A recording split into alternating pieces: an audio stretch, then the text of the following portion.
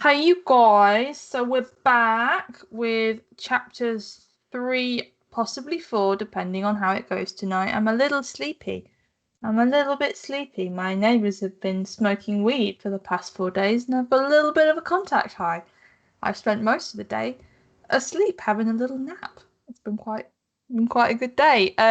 Feedback has been very good so far. Seems like people are enjoying getting a little bit behind the scenes goss, tormenting you with the idea of Agent 100 being a sugar daddy, which don't write such thirst traps then, when there's thirsty ass bitches in the world.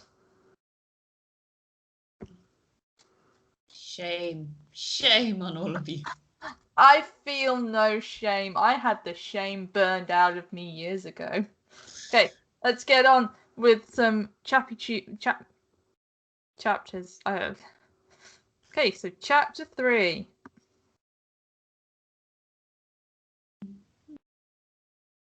It worked out last time. It is you who do the narration, I do the voices. I can't see the game. What, is it not showing properly? No, it's just showing your Steam page. That's weird. Let's sort this out.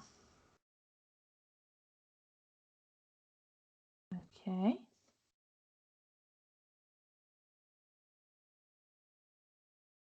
Uh-huh. Is that better? Okay, there we go. Skype, you've done it again, you the brilliant bastards. Squint.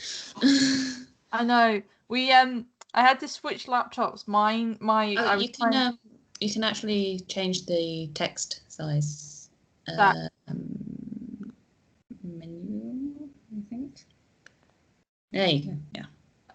That's a good accessibility feature, as I had to switch laptops because the laptop I was using to record exploded a little bit. So if you could send me money to unexplode my laptop, or just to buy me nice shiny things, I would appreciate that. My address is 1 Money Street, Money Town, Money. Dollarville. I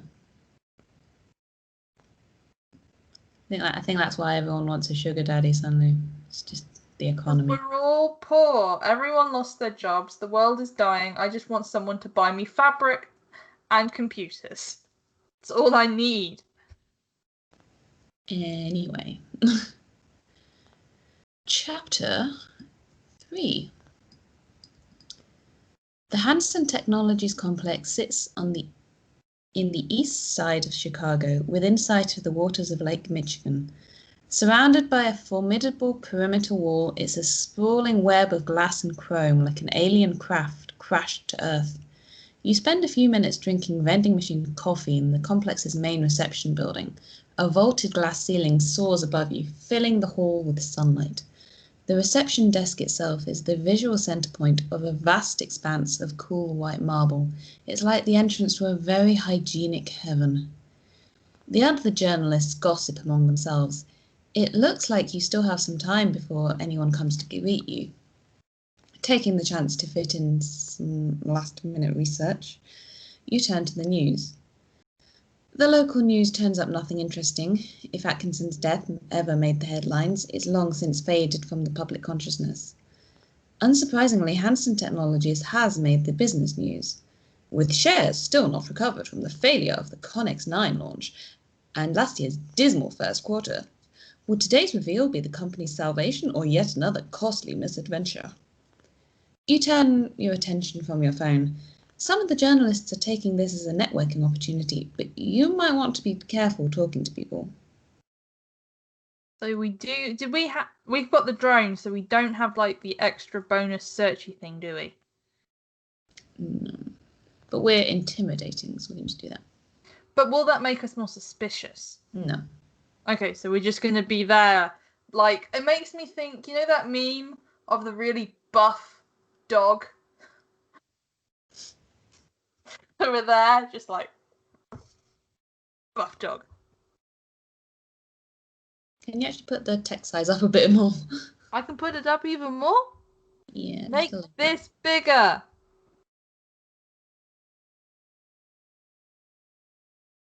Do you want it bigger? A little bit bigger. Bigger. So it's because it's smaller on my Skype screen. That's better. To be fair, it was very small on my screen too.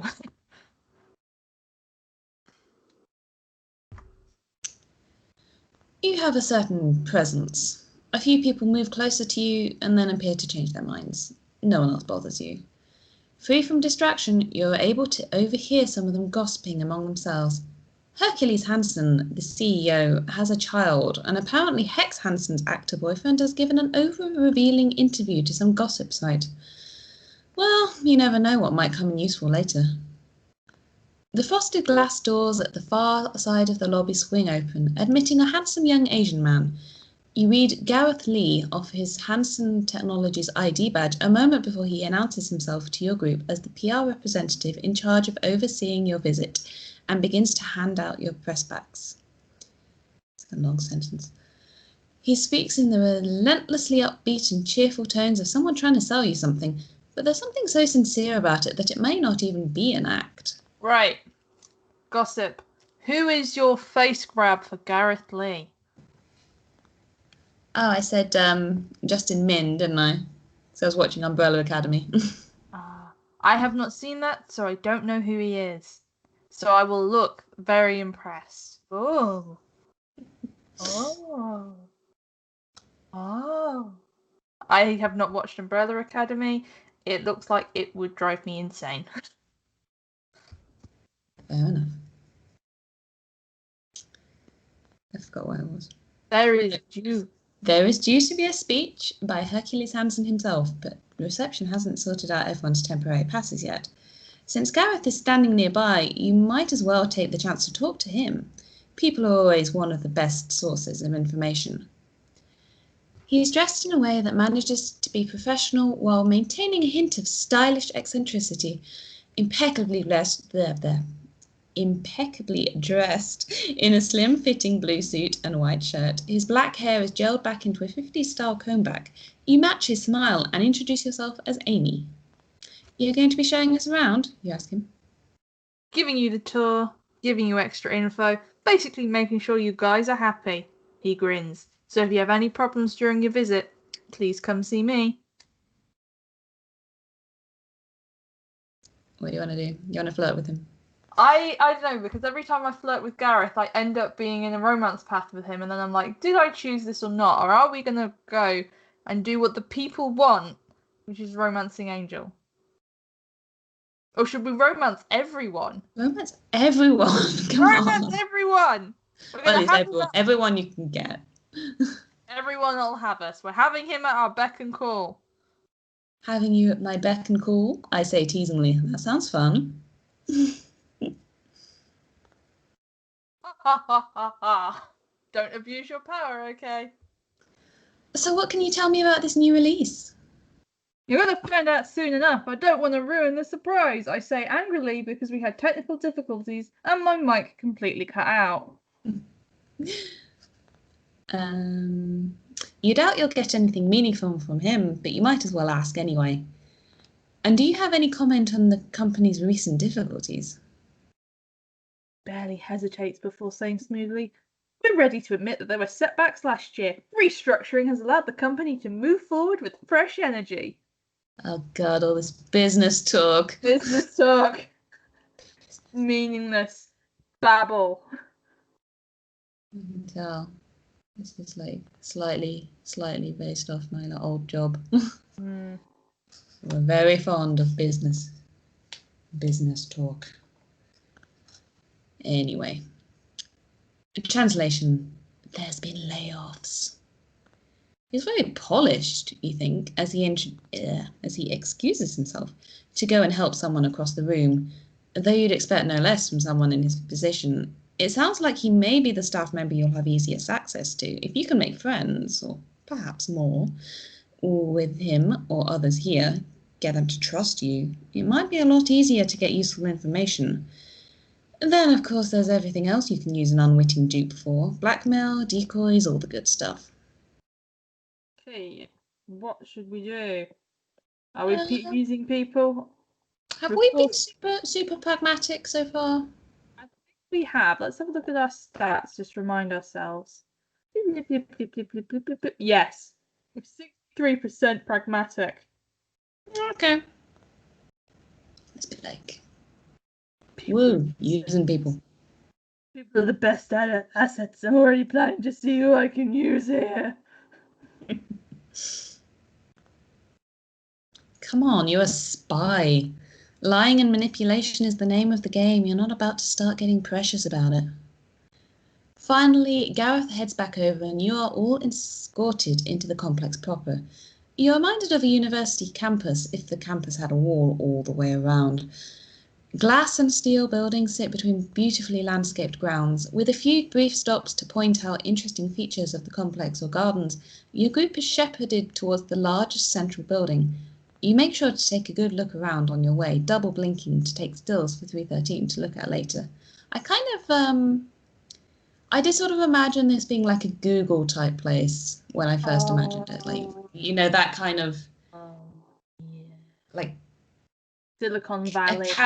They had a campus type office, but slightly creepy.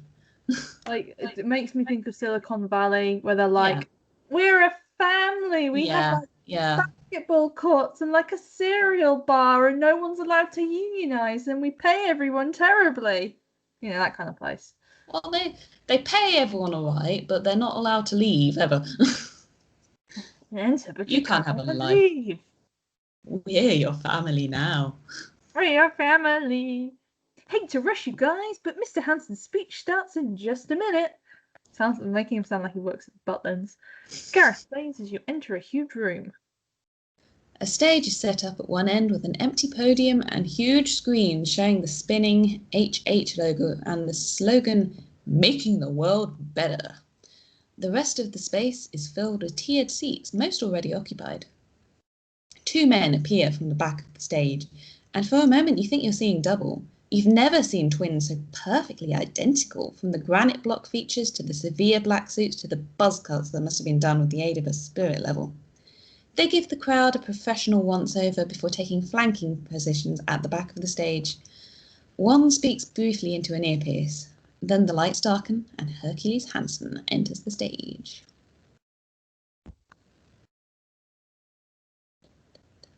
Hercules gives the impression of a well-groomed werewolf. His hair and beard are bright coppery red, long and luxuriant. His smile is just a bit too wide, showing too many teeth. You half expect him to make a lunge for the crowd. Inspirations for Hercules, then. He seems very distinctive. He's sort of like Steve Jobs meets Lex Luthor. But where'd the hair come from then? Both of those Lex Luthor, like in the comics, when Lex Luthor has hair, he has like red hair, red beard. Okay. See, I'm imagining him as looking a bit like Jared Harris, but like with a big beard. Although Jared Harris is quite serious. To be honest, I also thought like Ginger Richard Branson, but like. Oh no! Now I get it. Yeah. Ugh, Richard Branson. Do you know he collects like heritage ducks? Okay. They're not that dead. They're alive, but he like clips their wings so they can't escape. Yeah. I mean, which is like pointless because ducks are really stupid and they don't escape. So for anyone who doesn't know, my family used to keep and breed poultry, and like I've bred enough ducks in my time to know that ducks are really fucking stupid. They're stupid, they're mean, they are violent and aggressive. Like, you think that ducks are nice. No. Ducks are not nice. Ducks are evil. Ducks are nice when they're babies and then they grow up, get sexually mature, and get fucking crazy. That's my advice if you want to keep ducks. Okay.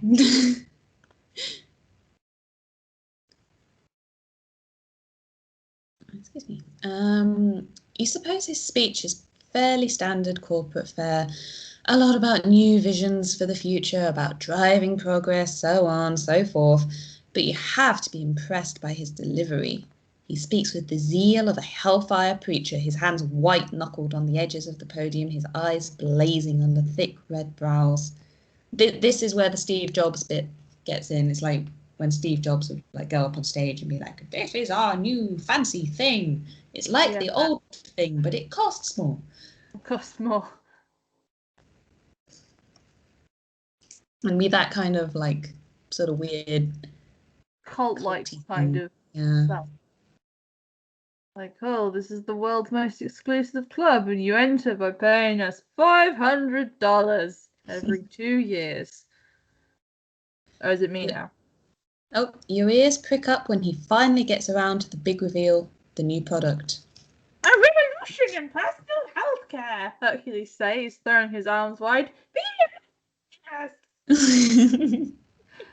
Giving him a nice Sasa Hedrix voice.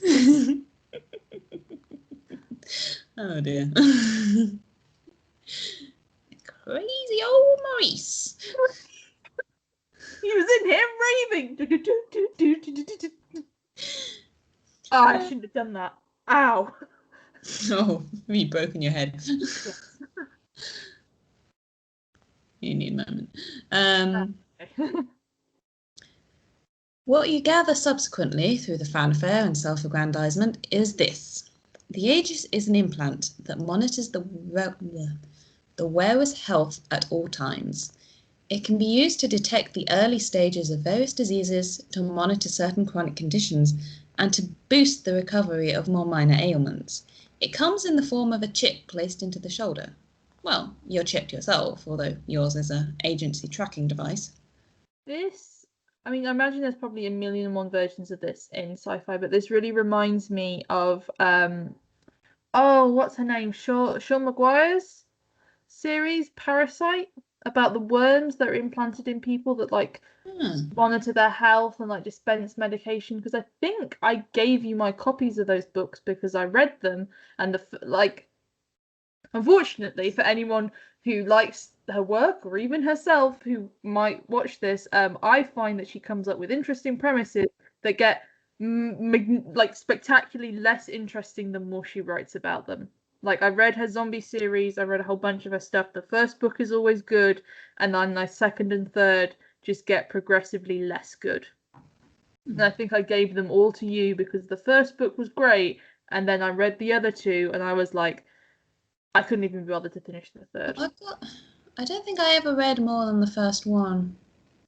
But yeah, I wasn't actually thinking of that when I came up with this. I was just, I knew it had to be like some kind of implant. And I was trying to think of something that people would willingly have implanted into them. And I was like, oh, what if it's like a health thing? Yeah. So. I think it's a good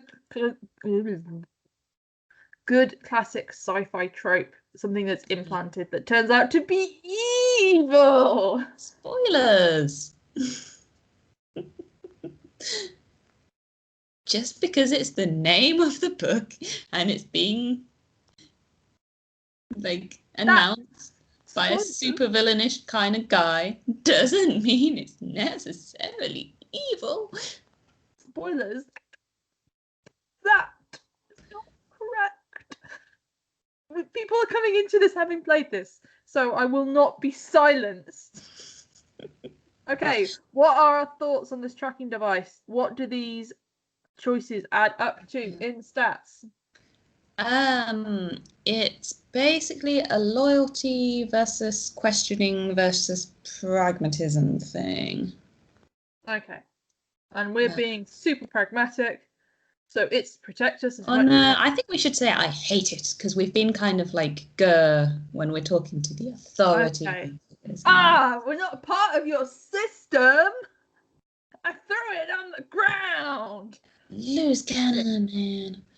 Makes me feel like an animal rather than following your rules, man. ACAB. Boom. Sadly, It's mandatory. Now the presentation moves on to a brief question and answer session. It's all much the same until someone to your right says, I'm putting on my laptop. I forgot to put it on charge. Mr. Hansen, do you have any comment on the death of one of your employees? Dr. Atkinson. Oh my god, that's Vicky. Oops. No, now that's the Vicky voice. No. Hansen, do you have any comment on the death of one of your employees? Dr. Atkinson? I thought that was just a random person. Now I know that Vicky is amazing, is like a really interesting character, but now she has the voice of Seuss from Gravity Falls. Mr. Hansen, do you have any comment on the death of one of your employees? Dr. Atkinson? Let's do a Mexican accent, but I don't think that would be a good idea. You're the only one out of us that can speak Spanish. Doesn't mean I can do accents. And I don't think we should. I can't even do the accent when I'm speaking Spanish.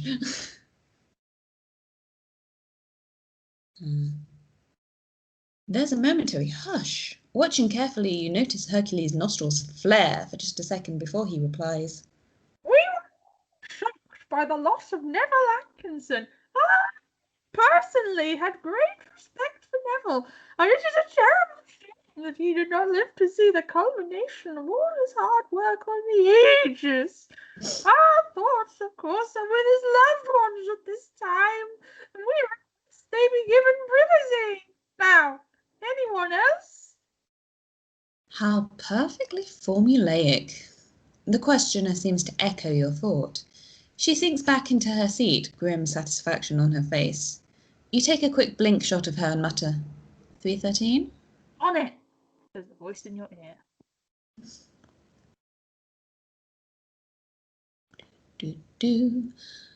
When the opening speech is done with, there is a short break as everyone mills around. 313 gives you what she's found on the reporter. Maria Victoria Valdez, she works for Beacon Online. She's done a few articles in Hansen Technologies already, interviews with ex-employees, and this is not a mention or a knock against BuzzFeed, I'm guessing. These are two entirely different sites. No, BuzzFeed based, I don't know what you're talking about. Bit heavy for Beacon, isn't it, you mama? Don't they go more for listicles? They mix up. Sorry, my neighbours are letting their dogs out. They mix a little serious stuff in there sometimes, but I think what's interesting here is that she's been pretty critical of the company. I'm surprised she got an invite to this. Not sure where the connection to Atkinson is, though. He wasn't one of her interviewees.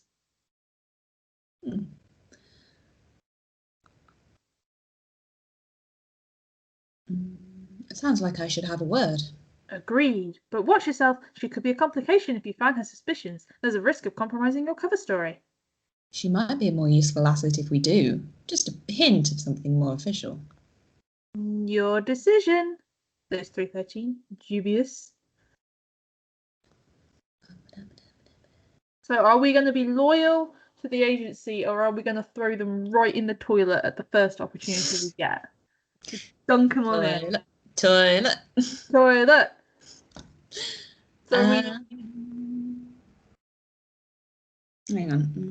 Hinting that I also know something might get me further is the pragmatic, sort of open approach. Okay. We're pragmatic. We're a pragmatic character. We're super fucking pragmatic. Valdez is standing a little way away from you, typing something rapidly on her phone. She looks up as you approach. Hi, you say. I don't think we've met yet. I'm Amy Daniels, tech correspondent for the Sentinel. Nice to meet you, Vicky Valdez. She has a noticeable accent. Something Latin American, probably Mexican. You quickly shake hands. Her nails are short but nicely manicured. She's wearing a grey pencil skirt and a burgundy shirt. No jewellery except tiny silver stud earrings.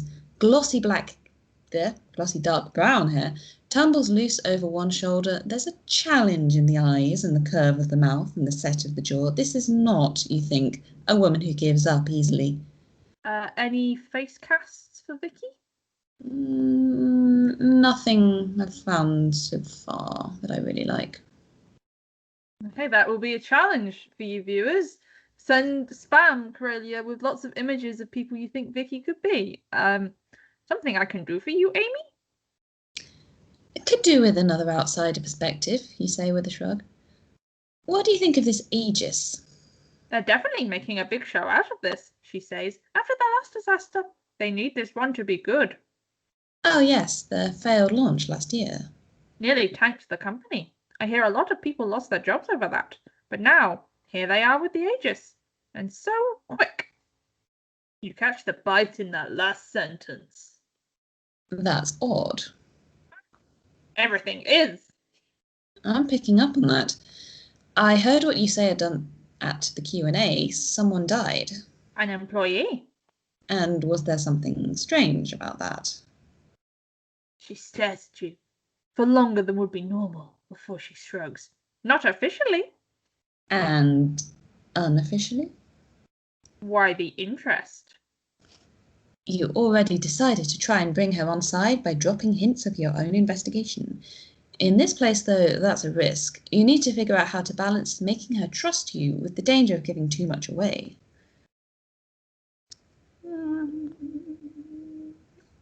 I think deadly serious is our forceful one. Hey, toilet dunk. Toilet dunk. Ah, we've made a good first impression on Vicky. Hey, there's something rotten here, you say softly. You're not the only one interested in finding out what. You hold her gaze, intense, and see her swallow nervously. If you know anything... She glances around and whispers, we should talk later. In the meantime, keep your eyes open. You'll see it. Your conversation is interrupted as everyone starts funneling out of the hall. It's time for the first of several tours, and Gareth is there to whisk you all away. In the next hour, you learn a lot about the complex's talking points, the leisure facilities for staff, the offices designed by award-winning architects, the state-of-the-art laboratories. You're more interested in the features not mentioned in the tour, the patrolling guards, the locked doors, the flat black eyes of cameras on every surface. Good grief, you've been in banks with lighter security. The labs have guards on the doors. Before the party of journalists is allowed to enter, you have to surrender any phones or recording equipment. Gareth explains, in the face of the others grumbling, that it's a security measure to protect the highly sensitive proprietary technology inside. You're glad that your own hidden equipment goes unnoticed.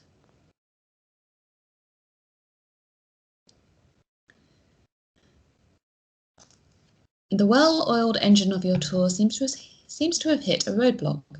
Listening in on the hasty conversations between Gareth and the lab technicians, you gather that the delay is caused by a Dr. Leiden not being here. It's apparently resolved when someone new appears, a slim figure in a white lab coat and blue jeans. Remembering what you overheard in the reception area, you have a good idea of who this might be. Flaming red hair, green eyes, and gleaming teeth. The resemblance to Hercules is clear, though Hex looks less likely to go for the throat. Hex is non-binary, correct? Uh-huh. What was the decision behind making Hex non-binary?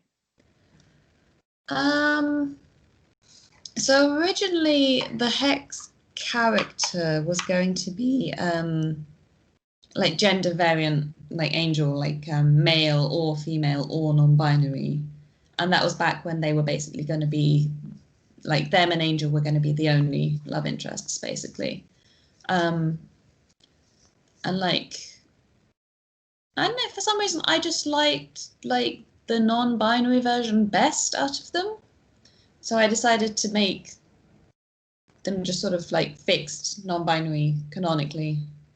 Okay. So interesting then that Angel and Hex were the original love interests and sort of all the others came about later. Yeah. Who was the last added? Gareth, I think. Oh, interesting. Hello everyone, Hex says. Unfortunately, Dr. Leiden is not available right now, so you guys get me instead. My name is Hex Hansen, yes, like the company. We're going through a quick overview of the facilities and what we do here. Oh, and if any of this is ending up in an article, this brilliant young scientist goes by they and them, okay? So are you working on the Aegis yourself? Miss Hansen, you say. Yes, and obviously the Aegis has been a major focus here running up to launch, but they add quickly as other journalists start to speak up. We'll have a Q&A session at the end, so please hold your questions until then.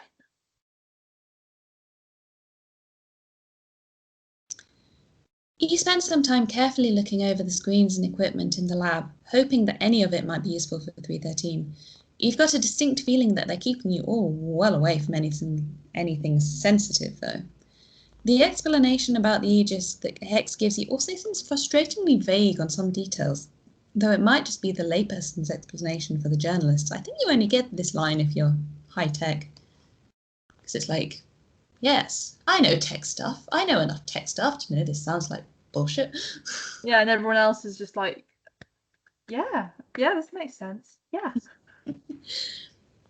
However, as promised, you do have the opportunity to ask questions. 313 has some questions of her own she wants you to ask, though you get the feeling she's more motivated by personal curiosity about the tech. This chance might be better used trying to find out more about what Atkinson did here. Hey. So obviously we can have the opportunity to ask more about the text. We can ask tech. We can ask about the Aegis, or if we're doing the option of romancing everyone, we find out more about Hex. I'm not sure it's worth it because you can't really romance Gareth and Hex. Can you? Or can you? Are we going for flirting with everyone? Actually, I don't think you can. Or can you? Sure. Let's do it. Didn't we have an argument about this where I was like, I go into choice of games to romance everyone. I romance everyone. I am the. I don't know what was I going to say. What was I going to say? I think I was going to reference WAP, and then I was like, no, that doesn't work. But I go into these games to romance everyone. I just want a game where I romance everyone. That's all I'm here for. That's what I'm here for. So we're going to find out more about Hex. What's your own field of expertise, Miss Hansen, you ask? I work in our bioengineering department. I specialize in neurobiology, but most recently I've been involved in machine translation of neurophysiological data. You blink. How to turn readings from the Aegis into stuff the user can understand. Atkinson worked in bioengineering, 313 says. I imagine this project has been the main focus of your department, you say, unless there's anything else in the works? Hex shakes their head. Right now the project is the main focus of the whole company. There's nothing else worth mentioning. Has the device been tested on humans yet? You ask. Yes, we've been trialling on human subjects for a while now. Actually, we're just about to talk to some of them, if you'll follow me. Next. You're watching a woman sitting in a chair on a raised platform, a white-coated doctor next to her. It's a demonstration for you. The woman is an early test subject of the Aegis, a diabetic. They've been using the chip to monitor, and in later stages, regulate her blood sugar. I'm just going to take... Oh. I do the voices. I'm going to take this tiny blood sample, the doctor says. So if you're bothered by the sight of blood, you might want to look away. World's most terrifying doctor. Unease bubbles up in your stomach as you watch the woman lie back in the chair. The doctor turns back to her, holding a needle, and suddenly you can smell that smell. Bleach and rot in the chair with the restraints and the white-clad figure standing over you with the needle. No, you're not there. You're fine. It's fine. It's fine. You close your eyes. Try the breathing exercises the agency shrink taught you. In, out, hold. The sick prickle of fear is just starting to subside when you feel a hand on your arm. I was very surprised when you started acting. I was like, what's going on? I'm like, oh, it's acting. Sorry. That thing I should know. I have 2 qualifications in it. The scene calls for drama. Fortunately for Gareth, you manage to claw back just enough self-control to smother the reflexive urge to punch him. You force your hand to unfist, open your eyes to his look of friendly concern. Amy, you okay? 180? 313's voice buzzes in your ear. Your vitals are spiked. Are you all right? I'm fine, you say to both questions. So many voices. Sunlight filters through high windows in the main hall, shining off the metal fragments of a huge abstract sculpture at one end. You managed to convince Gareth that there was nothing to worry about, that you just had a dizzy moment at the sight of blood. Now the tour has ended and you're free of the strictly guided group. Though not as free as you'd like, there are still security guards in every place that would be genuinely interesting to explore, but you have some time to look around. What are we going to do now? We're romancing everyone. Talk to Gareth. Yeah.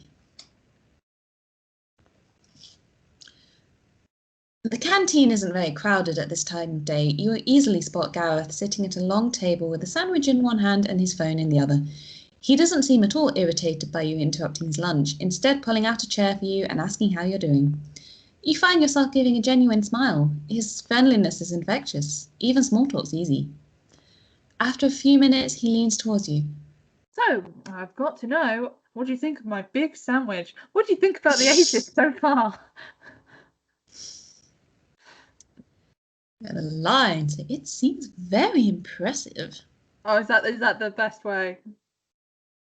Let me flush the eyelashes. It's very impressive, your big sandwich.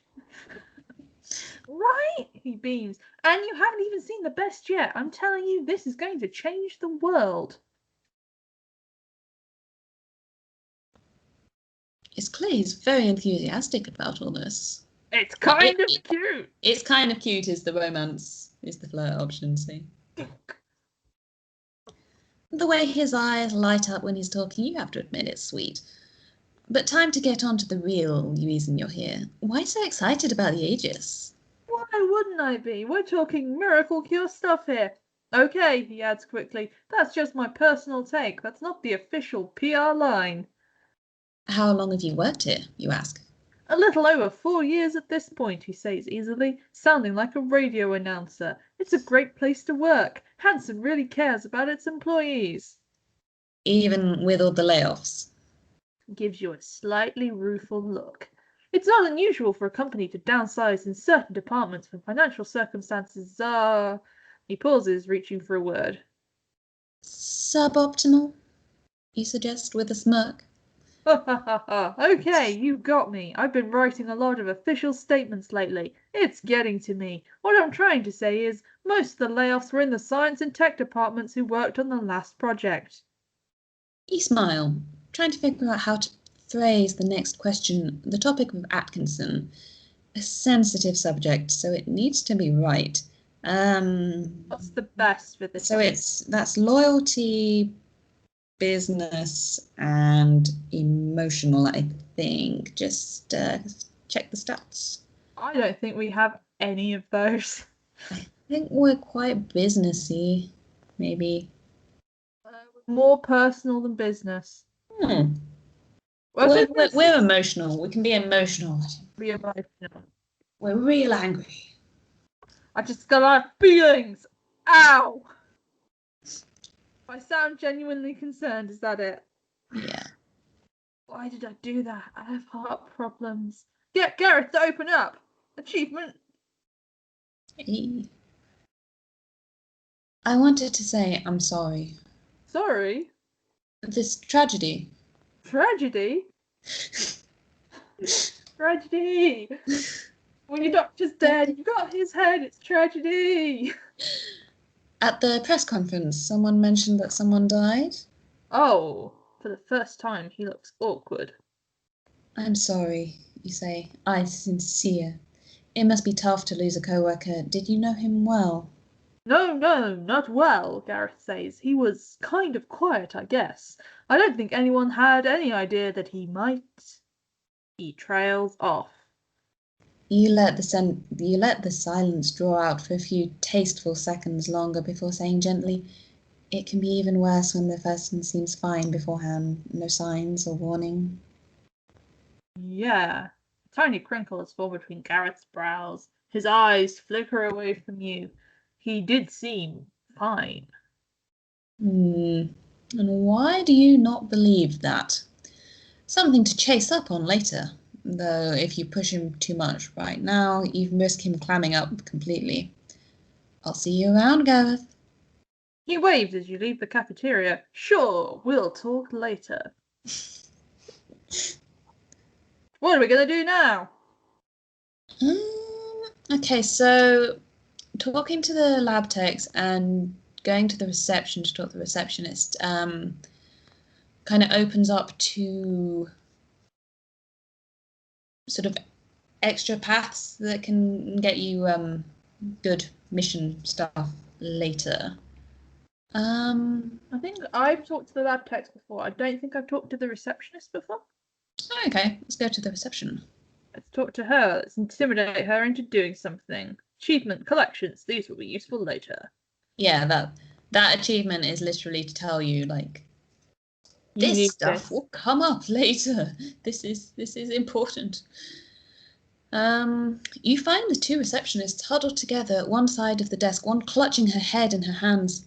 Hasn't been this bad in a while, the head clutcher says, while her colleague makes sympathetic noises. I thought they'd managed to work that out, says the colleague. She's bending over the other woman, not having noticed you yet. You should go to the med centre. Tell them you're having problems. They get to their feet, backs to you. You take quick stock of the opportunities. There's an employee ID card lying on the desk. Stealing it would be too obvious, but if you quickly scan it, you might gather information that would help unlock doors later. There's also a couple of logo emblazoned flash drives in a basket marked spares. Probably empty, but that could still come in useful. Hey, so what would you recommend? Let's steal a flash drive because we don't have the right stats to steal it successfully, but having it will come in useful later. Like, we'll get a little suspicion boost, but it's fine. Been a thief. It's fine. We're not cunning enough to steal it properly, but we can still steal it.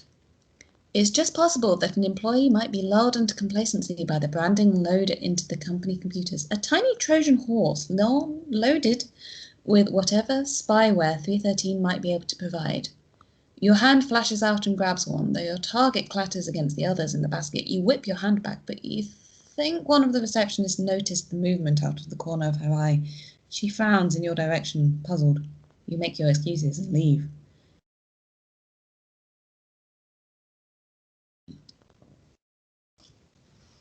You need to go and check Atkinson's apartment soon. First, though, you decide to take one last wander around the corridors. It will at least be useful to see how far you can get before being politely turned back. But as you turn a corner, you hear a raised voice. A one-sided argument, a phone conversation. Now I get to act. I have a prop. We talked about this, Trent. The speaker is not happy. Yeah, that's what you said the last time I told you. I didn't want details about our relationship splashed all over the tabloids. The silence that follows is seething. We do not enjoy this silence. You know what? You've had a second chance. That was your second chance, and you blew it. So we're done. You peek around the corner. It's Hex pacing in circles with a phone to their ear. They seem agitated, to say the least. You could use that. People are more likely to let things slip when they're worked up and vulnerable. And the child of the CEO must be privy to more of the inner workings of the company than the average employee. Hex hangs up with a snarl and then suddenly realizes they aren't alone. They round on you, green eyes blazing. Well, got your headline right. Another love life drama. So this is emotional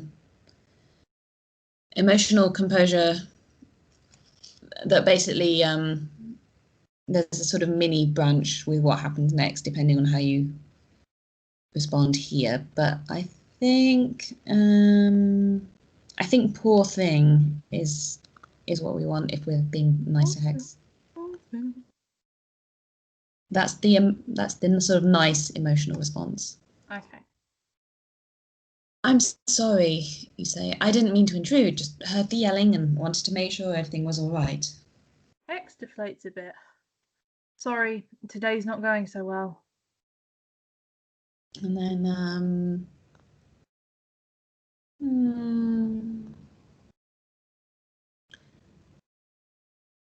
So I feel bad about this is the sort of easy emotional response. Getting angry at them is sort of like a harder one because now you've calmed them down and you're trying to get them angry again. How childish is a high composure, and diffuse the situation is a low composure, I think. Okay, so are we going to try and sympathise? Yeah, let's try and sympathise. There. Made an impression on Hex. I got that impression, you say softly, for what it's worth from a stranger. I'm sorry. The genuine tone of your concern seems to help. Hex smiles ruefully. There's been a lot of pressure lately, so, thanks. They take a deep breath. Sorry, what's your name? Amy, you say. They start to say something else, but you're distracted by a movement in your peripheral vision. One of the bodyguard twins has appeared, almost silently. Like the raptor in Jurassic Park. He's the evil twin. You meet the man's eyes. Paul. Everyone called Paul. Paul's a fucking evil name. Ooh. Feeling him size up your threat potential, then he seems to dismiss you. Oh, hey, Paul. Hex says, only just having noticed him. What's up? Got to think of a voice for him. Oh! Right, how can I sound like a complete fucking bastard? Sorry for the interruption. Sorry for the interruption. Says Paul with little sign of remorse. How true, or indeed emotion of any kind. Mr. Hansen wants to see you.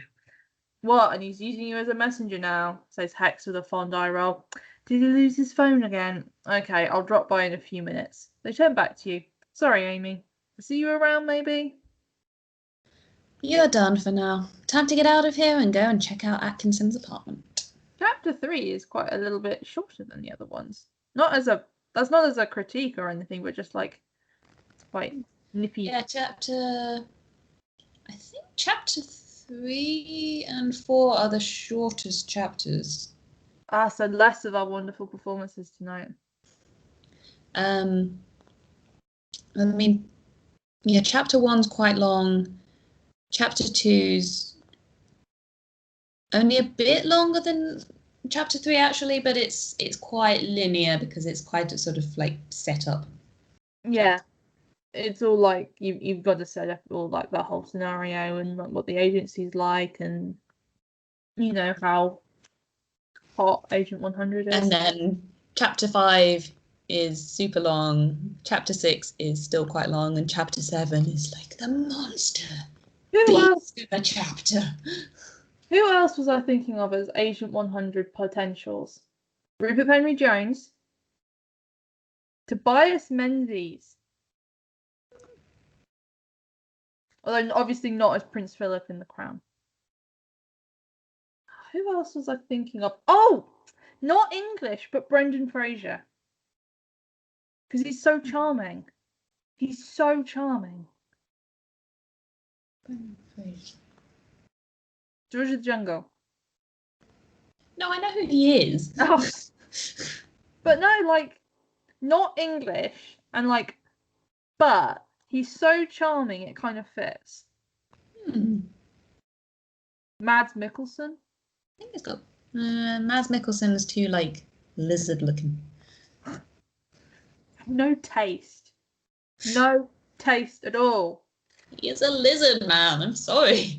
Oh, I'm sorry. I'm sorry. Colin Morgan from Merlin is a lizard man. Mads Mikkelsen is great. I don't know what you're talking about. Man can lick his own eyeballs. Matthew McFadden, Mr. Darcy. I saw him in Jeeves and Wooster live, and it was one of the funniest things I've ever seen. I'd love to see something like that. Oh, live theatre. Do you remember that? Do you remember the days? Jeez. Gwendolyn, do you remember the days of live theatre before the plague and the catastrophe came upon us? So, the Jeeves and Wooster, it's a 3-man show. So they have Bertie telling the story, and he's aided by Jeeves and by his aunt's butler. And so the aunt's butler and Jeeves have to play all the parts while Bertie remains Bertie throughout the whole point. So it's the story where there's the fascist who does the ladies' underwear, and Bertie gets accidentally engaged to the daughter of a judge or something. Like, He's always getting accidentally engaged to people. Yeah. And there's a scene where it's dealing with Bertie, the girl he's accidentally engaged with, and the judge father. So Matthew McFadden had to be both the daughter and the judge at the same time. So one half was the daughter and one half was the judge. So when he was having an argument, he was flicking back and forth. It was the funniest thing I've ever seen. He also cracked his head open on a piece of set, and that was also a little bit funny. And back to the show. And speaking of, in a choice of games context, Tally Ho is a good game. Yes, Tally Ho lets you play as basically Jeeves. Tally Ho is brilliant. Actually, now whenever I'm going to replay it, I'm going to imagine that Matthew McFadden is all the characters at once, and every time there's a conversation, he's switching between them. Do you remember the days of the theatre before the catastrophes came upon us? Someday there will be theatre. Anyway, chapter 4. Dr. Atkinson lived in an unremarkable apartment block near Hyde Park. You pull up outside in a rented black sedan and take a few minutes to use your makeup kit. See, I definitely know places in Chicago and did not just look that up on Google Maps. You exaggerate the hollows of your eyes, thicken your brows, and contour your nose, then admire the results in the rearview mirror. Should be enough to sow the seed of doubt in any eyewitnesses. All I know of Chicago is from watching The Good Wife a lot. That's all I know about Chicago. Although The Good Wife is very good, but I don't know places in Chicago like I know places in London, or have learnt about places in New York from watching SVU a lot. Now to consider your next move. How to get in the building and into the apartment. Let's use the drone. We haven't used the drone yet. Meow.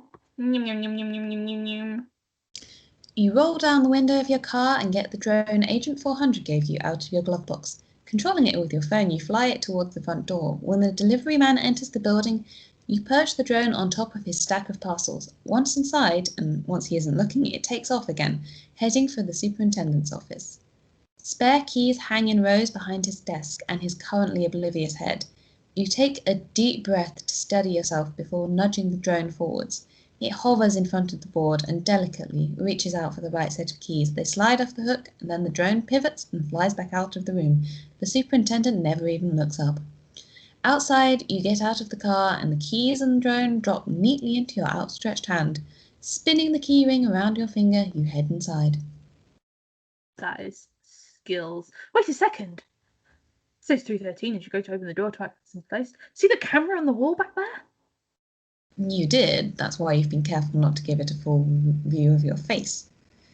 She asks you to get closer and read off the label, so you do, still trying to stay in the camera's blind spot. Cubic security systems, you read. Does that help? Helps me know who I need to get the footage from, she says brightly. Thank you, 180. That's what I'm here for, you reply, and open the door.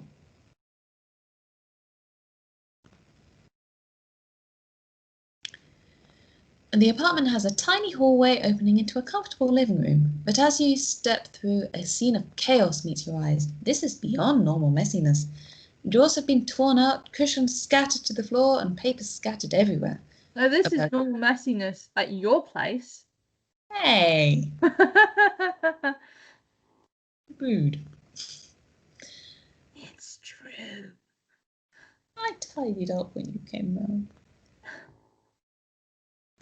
Okay, Make me let's sad. go with that. A burglary? No, there's a TV right there and some expensive speakers, both on top there. You've made me sad, so I can't read anymore. Both untouched. So offended. And did the police check this place, you ask? 313 hums. Yes, they came around after the crash. The statement I've got doesn't mention anything strange about his apartment. So this must have happened later. Someone else beat us here. You switch the X-ray specs on for a second to reassure yourself that no one is still here, lurking in wait.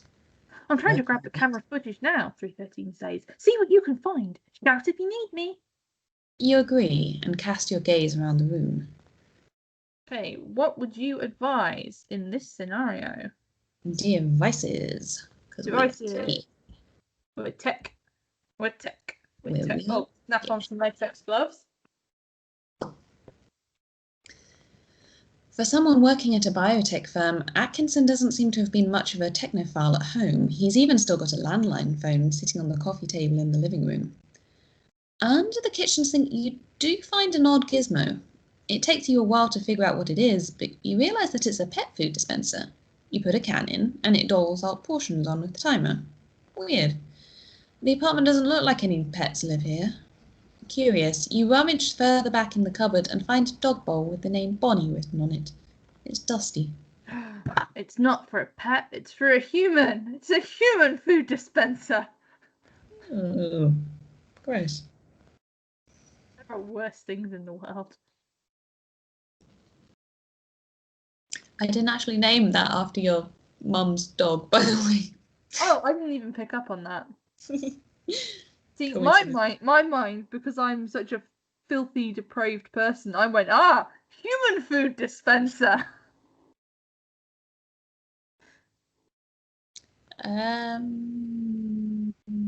Maybe we should cut that out before if someone can like hack into your mum's bank account. Oh, that'd be fun. There's a cat in here. You wander into the bedroom. The intruders turn this room upside down. Even the pillows have been ripped open. Clothes spill out of upended drawers. There's a digital radio on this nightstand. When you switch it on, it just lets out a buzzing, staticky sound. You switch stations. Same sound. You mess with the tuning some more, but the sound is unaffected. It would seem like it's just broken, but are you imagining it, or is there some kind of rhythm in that static? Rhythm is a dancer, you hear it everywhere. You take out your phone and spend several minutes toying with the recording and code-breaking facilities that you have installed on there. Yes, there's definitely something here. This is an agency code, an old one. The message you eventually are able to decrypt says, do you want to do that one or should I? I hope this precaution isn't necessary, but if you're here, that something has happened to me. I know I'm being watched. It's not safe to say what I suspect. Fine, Valdez. That should be enough to put it all together. Good luck. That made me need to burp. I'm sorry.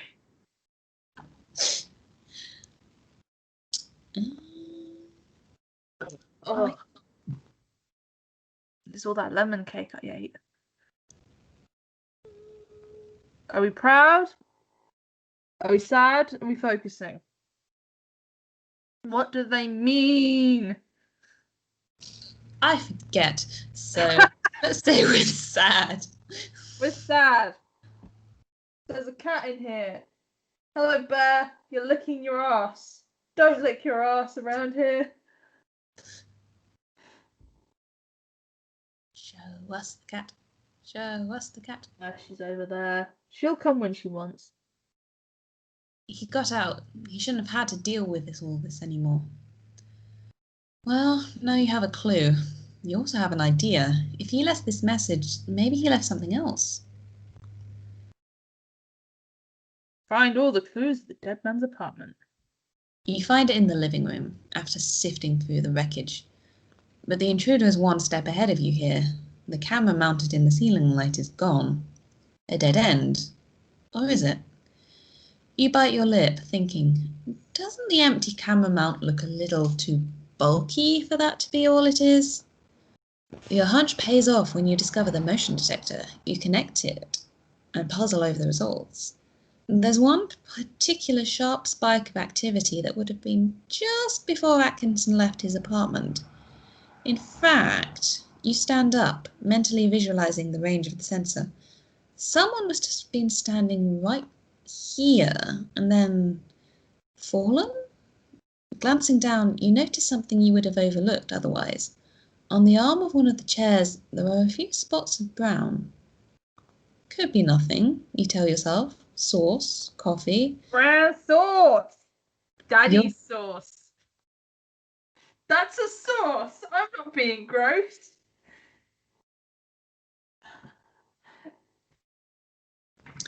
Sauce, coffee, but your gut says otherwise. Daddy's sauce.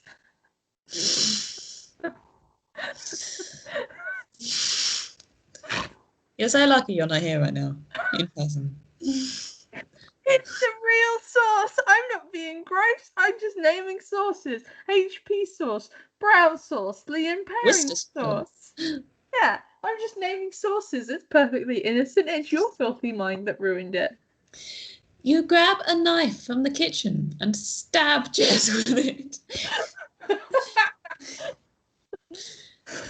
And carefully excise a portion of the leather, putting it into a plastic bag. 180! It's 2:13. I've got something. Looks like I'm not the first person who's been taking a look in cubic security systems. There's footage missing. 2 cuts of about an hour each. Let me guess, you say. One of them covers the time around Atkinson leaving his apartment. Good guess. But the good news is, I think I might be able to restore the footage. There are backups that the intruders didn't account for. She makes a thoughtful humming noise for a few seconds. Then says, take a look at this. I'll send it to you. You check your phone. The footage shows the corridor outside. Someone comes into view and, still facing away from the camera, knocks on Atkinson's door. Male from body type and clothing. Light skin, tallish, wearing dark clothes. The door opens. You squint at the grainy footage on your phone screen. Frustrated, you think there was a brief conversation happening, but from this angle you can't see either Atkinson or the visitor's face. The visitor puts a hand on the doorframe, a threat, an idle gesture, and then, moments later, goes inside. It's about 10 minutes before Atkinson comes out alone. 40 minutes after that, the man comes out again. Now, you couldn't really see it from that first clip, but look at this. The video jumps forwards, and you see the door open again, but this time you can see the visitor's face, except he doesn't have one. The entire area is pixelated blur. You give a low whistle. Camera masks are designed to disrupt the encoding of digital imagery, blurring out faces on recording while looking inconspicuous in life. Due to their potential for criminal use, they're outlawed in many countries and so difficult to get through legitimate channels.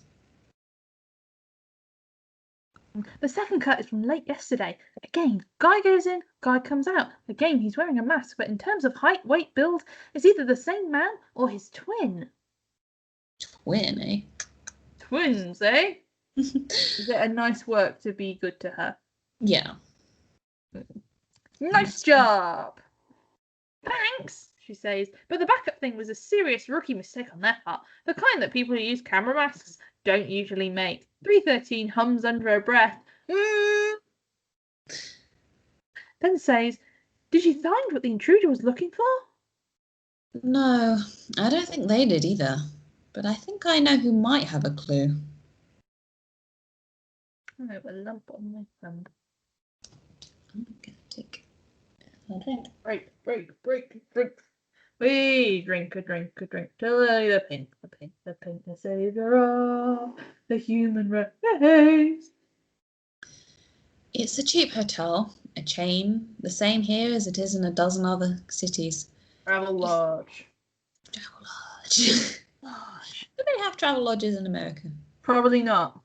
Motel 6. Bates Motel. I don't know other chain. Holiday Inn. You find Vicky sitting at the bar. She looks you over, then jerks her head to the side, indicating for you to sit next to her. Oh, did you hear that? I jerked my head and it clicked very badly. Ooh. Oh, she says wary. On the phone you said this was important. Sitting down next to her, you start to explain. You already know she's interested in Dr. Atkinson's death. What you want to know now is what else she knows, and that may not be so easy. You already tried to hint her that you weren't just a reporter, and she seemed to believe you. It may be easier to stay on that track, though you know that the agency would prefer you not to spill the truth to a civilian. Dunk the agency. They got your hand cut off. Fuck them. This is so you can sort of like change tracks. If you've been going more expose or more cover-ups, you can kind of like change here. We're dunking the agency, so what should we do? Oof. Gosh, I think it's like justice, ambition, or high composure, and I don't think we have any of those, so let's drug her. But then we can't romance her. You can romance her if you drug her, which... What? So problematic, honestly. But like... What? So, I don't like that. you're a horrible person. Look, it doesn't last that long. You can't like romance her while she's drugged. Well, that's good, I suppose.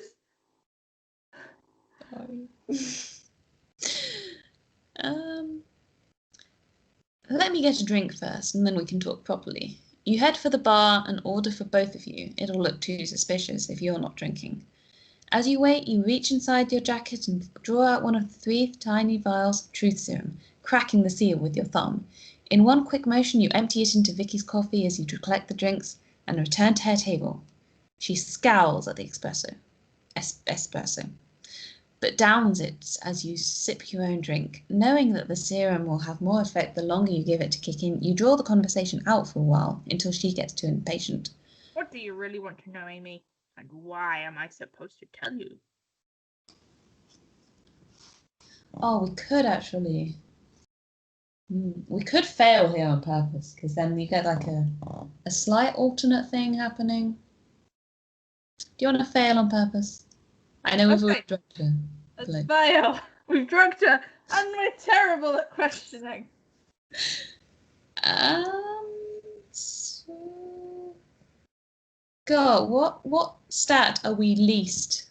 Because the truth serum should make it really easy. We are... we are ambitious. Oh, oops, we could have actually done that without drugging her. Yeah, we've been ambitious this whole time, bitch. That was our thing. We're pragmatic, we're ambitious, and we're forceful. I said that really weirdly. Okay, let's try composure, because we're very emotional. Very emotional. Okay, what's the composure one? Keep cool and downplay the importance of getting her help. Fail. Listen, I'll get to the point. We both know there's something here, and I know you were in contact with Atkinson, but... You shrug. I know you may have your reasons for not wanting to get involved. I'd like your help, but I'll manage without it. What do you say? She says, rolling the syllables so you can get the full effect of her sarcasm. All right, I'll give you this. I did talk to Atkinson. I tried to interview him last year when I did the article on the Hansen ex-employees, but he didn't want to talk. Didn't hear anything else until a few months ago, when he tips me off that a co-worker of his is ill. When I check it out, the guy's actually in a coma. Doctors don't know why. Of course, that... She loads the word with venom to tell you how unlikely she finds this idea be a coincidence. So I go back to Atkinson and try to get more out of him, but he wouldn't tell me anything else. I could tell something was bothering him, but that was it. I pretty much forgot about it until I heard he died. There's something she's not saying, you can tell, but she crosses her arms firmly and it's clear she's not in the mood to open up any further.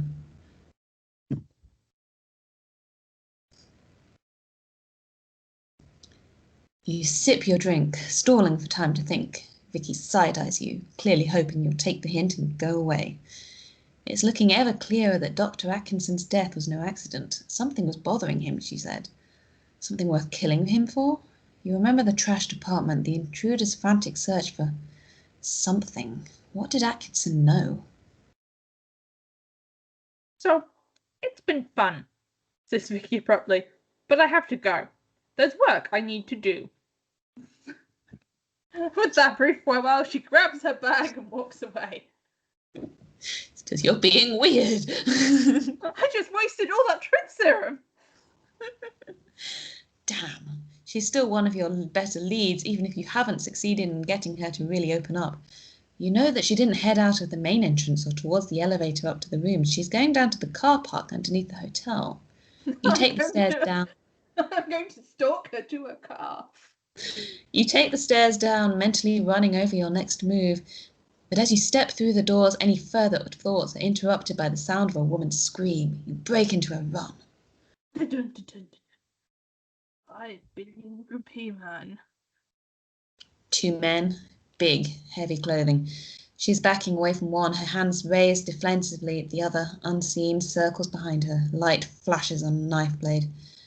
They haven't seen you yet. You're pretty sure you could use their element of surprise to take one down, but that would leave Vicky exposed for a few crucial seconds. Or you could try to distract them both from her, but fighting both at once will be harder than one at a time. Take them both on. We're forceful. We can do it. They're closer to her than to you, and anything could happen in the time it takes to close that gap, so you'll need to do something that's sure to get their eyes on you. There's another thing I know. It's getting people to pay attention to me. That's a suave check. Oh, no. Russian is an audacity check, I think. So start thinking of what I have. I am so great. Let me grab these 2 dustbin lids.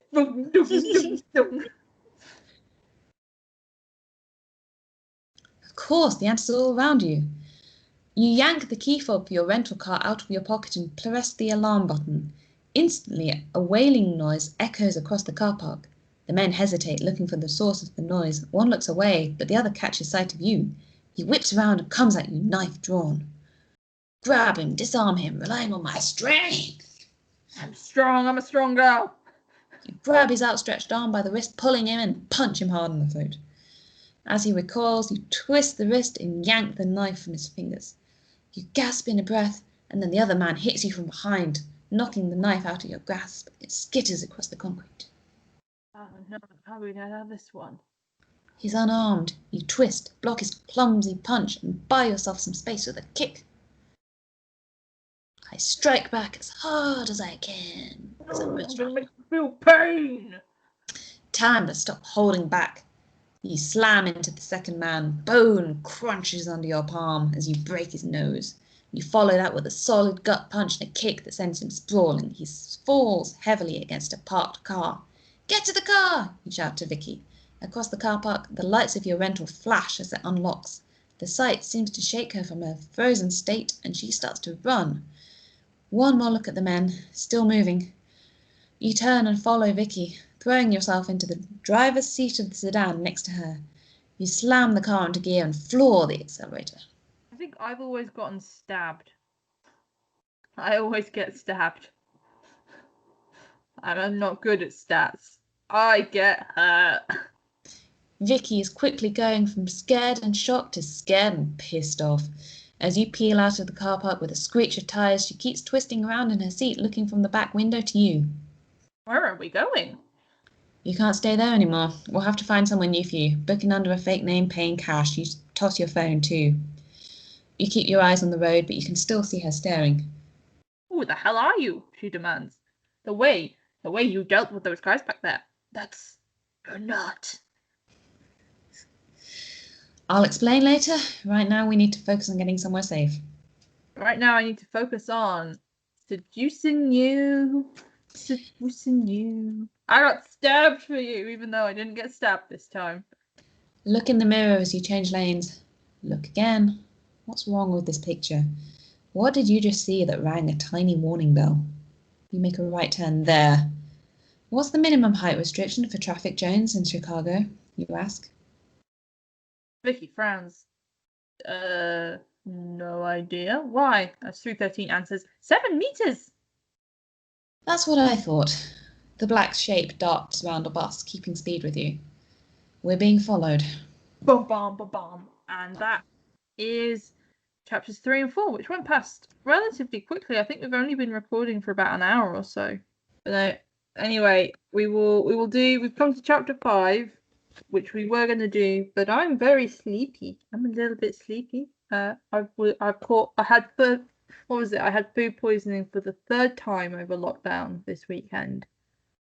So I'm still feeling a little bit sleepy and a little bit poorly. But I'm probably gonna go ordering food for the dodgy takeaway. I can't help it. This is my third food poisoning outbreak of lockdown. It's the 3rd one related to cheese. I can't help it.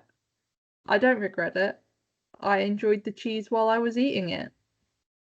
Didn't enjoy it coming out, but I enjoyed it going in. Ugh. I'm a gross person. I can't help it. I'm a gross person. But no, it was good to get through chapters 3 and 4 tonight. We'll do chapter 5 and 6 next week. How many chapters are there in total? I can't remember. 8. Oh, so that comes out nicely then. 5 and 6 next week, then 7. No, we might have to do 7 on its own. 7 is a big chapter. Okay, I will eat some Wheaties and train for it.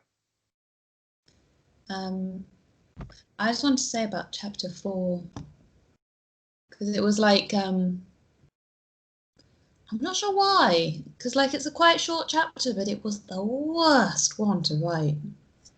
And then like in the revisions, I like basically rewrote it again. So I wrote it twice and it was still the worst. I think it's because it's the filler from where you are to getting to where you want to be. It's like it's the mid-project slump, I think. Yeah. You had the mid-project slump so bad. Who's that? Who's coming in? Who's there? It's Banjo! Oh, it's Banjo! It's my baby boy! And you don't see him? Hey, there he is! Ah! You smell so bad! All the time! He's Banjo, he's here to play! Mommy's a good boy. There we go. There we go. I'm gonna log off and go to bed. Okay. Snuggle with my baby boy. The boy. Oh, he smells so bad all the time. You've been eating poop? You've been eating poop? Been licking your butt? Probably. Anyway, it's a good night from me and Banjo. It's a good night from Karelia. We'll see you again next week for more of chapters 5 and 6 and my terrible voices.